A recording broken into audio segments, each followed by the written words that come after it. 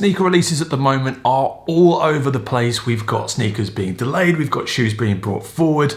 It's so difficult to keep track of everything, but you know what? It's quite fun. Hello YouTube, welcome back to my channel Kingsdown Roots. My name is Matt Ridout, R-I-D-O-U-T, and today we're going to be talking about the upcoming week's sneaker releases. For those of you who missed my sneaker predictions video last week, you can watch it up here. There are a couple of sneakers in that video which are actually releasing this week too, so maybe you want to hit that video if you haven't seen it already. The first sneaker we have this week is a collaboration between Lego and Adidas, which in itself is an extremely interesting collab. The shoe is the Ultraboost, so we're all familiar with what that silhouette looks like, and they've released a Lego collaboration with an Ultraboost, and yeah, it looks pretty interesting. The sneaker is due to be released on the 6th of April 2021 and has a recommended retail price of £140 depending on which retailer you use. Now if you look on the resale market for this sneaker, there is no bidding activity whatsoever, which is usually a great indicator that the demand is going to be pretty low for this shoe. Having looked at other Adidas Ultraboost releases, the money sizes seem to be the 7, the 8 and the 9, and that golden size is that UK 9. I mean, you're not going to make a lot of money on any of those sizes,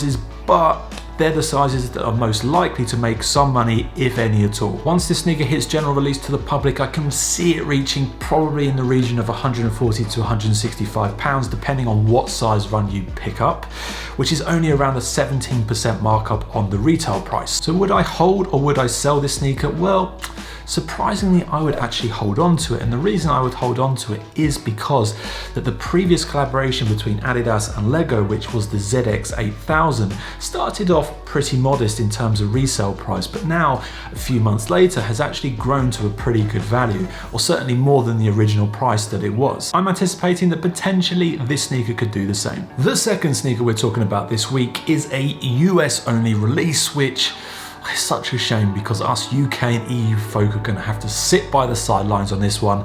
This is the Wasted Youth Nike SB Dunk Low collaboration. It looks great, it's going to be a great sneaker. It's obviously a dunk, so it's going to make a lot of money. Yeah, it's such a shame we're not getting it over here in the UK. But if you have a US proxy or a US friend, this is a great opportunity to slide them a bit of cash and get that thing shipped over so you can enjoy the shoe too.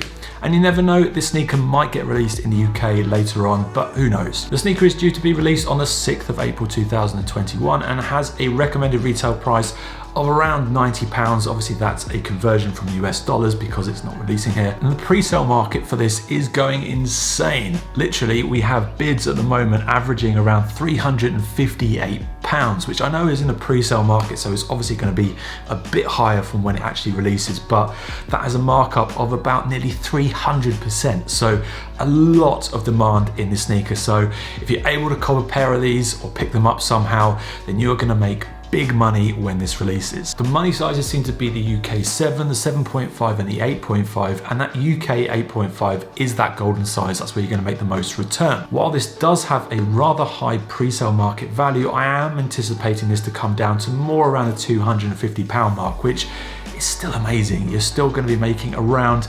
177% markup on your retail price, so huge profits to be made here. Would I hold or sell the sneaker? I would sell it. I would get rid of it straight away because I do think that the value at the moment, or certainly once it releases to the general public, will be at its highest. The reason I think that is that if you look at other collaborations with Nike Dunks over time, they do tend to slide gradually and go down, which is what I'm expecting to happen here. So yep, I'm going to sell it if I get my hands on a pair and make the most money then. I would just like to take a quick 10 seconds to ask for your help to hit that subscribe and like button if you haven't already done so. It does mean the absolute world to me, and it does help with my channel's performance, so it would mean a great deal. The third sneaker we're talking about this week is the Adidas Ultraboost 1.0 ZX9000. Now this sneaker is dropping in 3 different colorways. You have a really nice white version, you have a kind of spearmint color, and then you have an aqua blue. I think all of them look incredible. I think the colorways look great, and obviously this is the 1.0 version, which means it's the silhouette from the Adidas Ultraboost range, which is the most popular and, in my opinion, the best looking. Now if these sneakers had released 4 or 5 years ago, I think we'd be having a very different conversation on the resale potential, but We're not talking about it then, and we have them here in 2021. So all three colorways are releasing on the 9th of April 2021 and have a recommended retail price of between £160 and £174, depending on the retailer that you use. Now, the pre-sale market activity on these three sneakers is pretty non-existent, and I don't know if that's because the sneakers haven't actually released to anyone yet and no one's selling them, or if again there's no demand for them at all.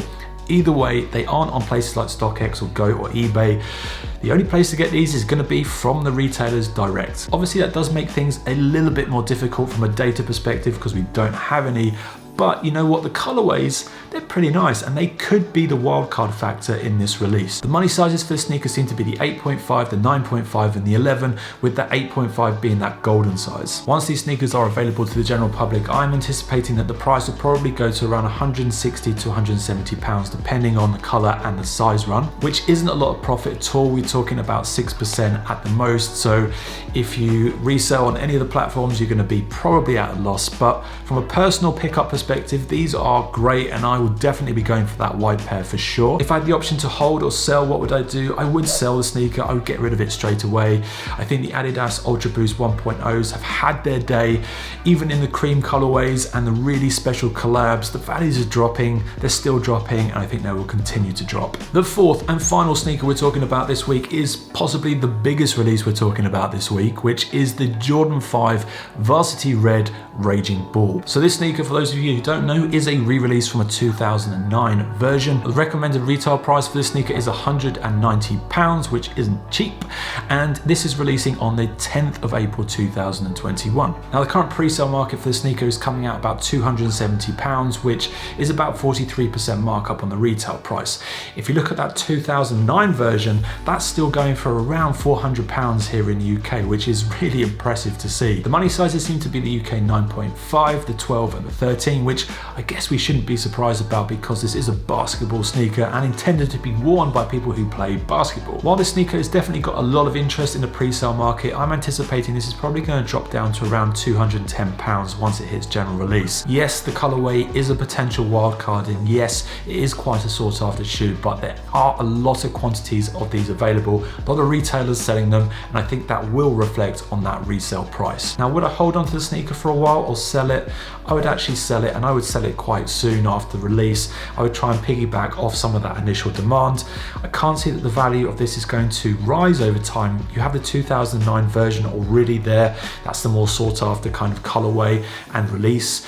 And yeah, I just don't think this is going to make a huge amount of money over time. And on that note, that's it from me today. I've been Matt Rideout. This has been Kingsdown Roots. If you've enjoyed my video, please drop me a comment and a like down below. It does mean the absolute world to me.